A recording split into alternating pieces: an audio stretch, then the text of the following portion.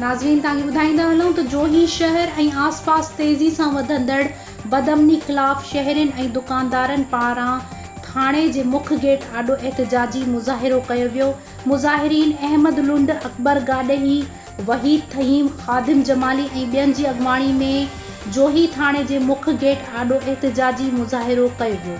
Report Mushtaq Ali रोधनानी मुताबिक़ इन मौक़े ते मुज़ाहिरीन चयो त जोही शहर मां अमन जो पखी मुकम्मल तौर ते उॾामी वियो आहे। को बि रस्तो महफ़ूज़ नाहे। मोटरसाइकिलूं फुर ऐं चोरियुनि जा वाक़िया मामूल बणिजी विया आहिनि, जंहिं करे शहरी पाण खे गैर महफ़ूज़ सम्झी रहिया आहिनि। हिननि चयो त जोही पुलिस ॾोहारियुनि सां पुट बणियल आहे। शहर अंदरि हलंदड़ जुआ मंशात सबबि ॾोहनि में इज़ाफ़ो थी वियो आहे। मुज़ाहिरीन मूजिबि SHO जोही ऐं SSP दादू अमन अमान ते कंट्रोल कराइण बदिरां ॾोहारियुनि खे खुलियल छूट ॾेई छॾी आहे।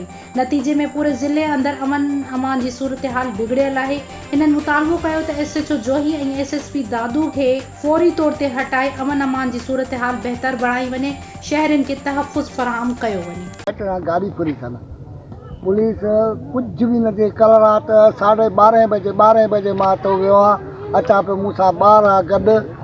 उहे साॻा माण्हू ॿ ॾिठा अथमि त वञनि पिया, जीअं ॿार न हुजनि मां गाॾी फुराइण नाके ते आयो आहियां। पुलिस जी गाॾी असांखे ॾिसी वरी असां बचा आहिनि गॾु, सिधो लाइट वरी असांखे, बाबा तव्हांजी ड्यूटी शहर में आहे या ॿाराड़ी में आहे?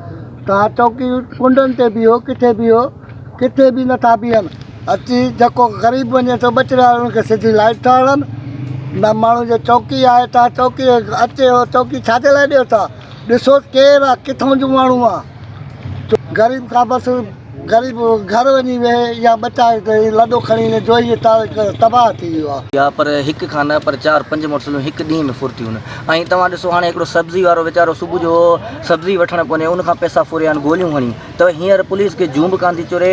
ऐं पुलिस ईअं सम्झो हथियार फिटा करे थाणे ते वेठी आहे, सिर्फ़ु रिकवरी जे पोयां आहे। जुआ जा सरियाम अॾा था हलनि ऐं नंढड़ा ॿार। ही आख़िर आख़िर कीअं अमुन बहाल थींदो जेका पुलिस रिकवरी जे पोयां हूंदी? असीं अपील था कयूं सरदार रफ़ीक अहमद जमाली साहब खे ऐं MP सैयद सालिया शाह जलानी साहब खे, महिरबानी करे जोही जो पुलिस जो अमलो पूरो जो पूरो नाहल थी चुको आहे। असांखे चेंज करे ॾियो त जोही जो अमन बहाल थी। उन खां पोइ मूंखे मोचड़ा भया विया आहिनि।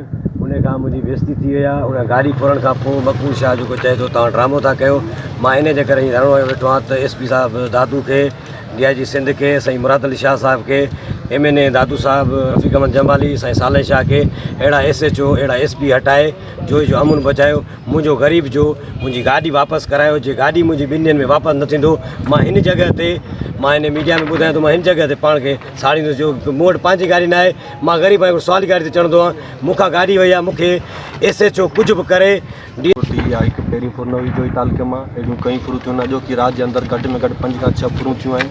को शहरी पाण वटि महफ़ूज़ कोन्हे को पंहिंजे घरनि में। हिते थाणे ते अचे केस खणी तूं तव्हांजो ASI मक़बूल शाह चए थो त तूं ही ड्रामो थो करीं। केरु माण्हू आहे जेको पंहिंजा कमकार छॾे करे ड्रामा कंदो? माण्हू महफ़ूज़ न आहे, माण्हुनि जो जान माल काश महफ़ूज़ कोन्हे। नाल SSP सॼो ज़िलो चोरनि हवाले करे छॾियो आहे, हथियार फिटो करे छॾियो आहे। मां MNA सरदार रफ़ीक अहमद जमाली, MP जो सैयद साले शाह जलानी पंहिंजे आला अख़्तियारनि खे गुज़ारिश कंदुसि त नाहिल अमलो हटायो ऐं SSP खे हटाइण जी मथां दरख़्वास्त कयो, जीअं दादू जोही जो अमन